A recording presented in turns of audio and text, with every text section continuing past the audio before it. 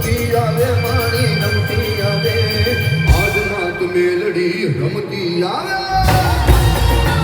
સંયુક્ત આરબ અમીરાત દુબઈમાં સૌપ્રથમ વખત સૌથી મોટી પ્રી નવરાત્રી 2024નું કરાયું ભવ્ય આયોજન।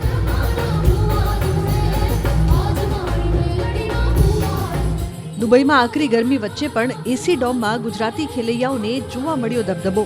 ગુજરાતના સુપ્રસિદ્ધ ગાયક પાર્થિવ ગોહિલે પોતાની આગવી શૈલીમાં ખેલૈયાઓને મન મૂકીને રાસ ગરબે રમાડ્યા। રમતી આવે મારી રમતી આવે આજ રાત મેલડી રમતી આવે। પાર્થિવ ગોહિલની સાથે ગોતીલો ફેમ, મોસમ અને મલકાની જોડીએ પણ જમાવટ કરી દીધી હતી।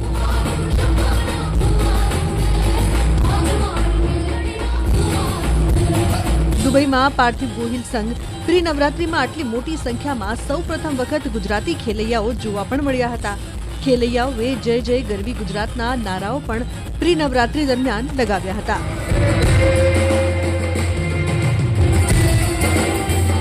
તો આ વખતની નવરાત્રીમાં પાર્થિવ ગોહિલ મુંબઈમાં પણ રાસ ગરબાની રમઝટ બોલાવશે।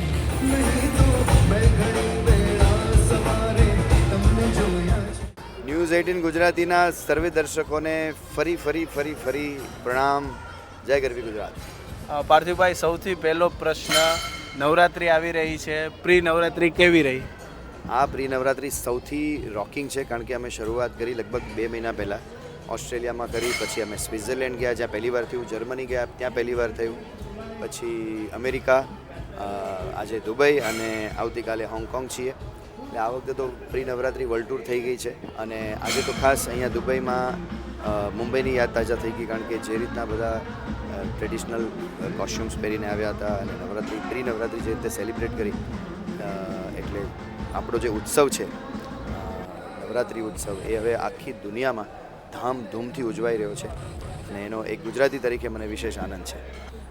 કહેવાય કે ગુજરાતીઓ જ્યાં જ્યાં વસે છે ત્યાં આપણે ગુજરાત ઊભું કરી જ દે છે અને આજે તમે એમાં રંગ ઉમેરી દીધો કે આજે તમે ગાય તમારા શબ્દોમાં, તો એ વિશે શું કહેશો? બધા જે ખેલૈયાઓ નાચતા હતા એ જોઈને?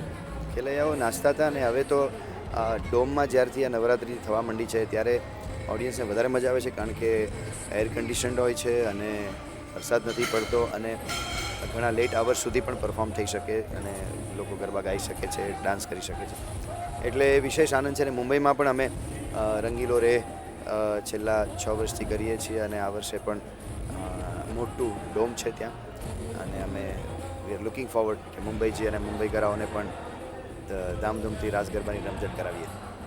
ચોક્કસ। અને મુંબઈ કહેવાય કે મુંબઈકરો માટે આ વખતે નવરાત્રિમાં પાર્થિવભાઈ શું લાવવાના છે?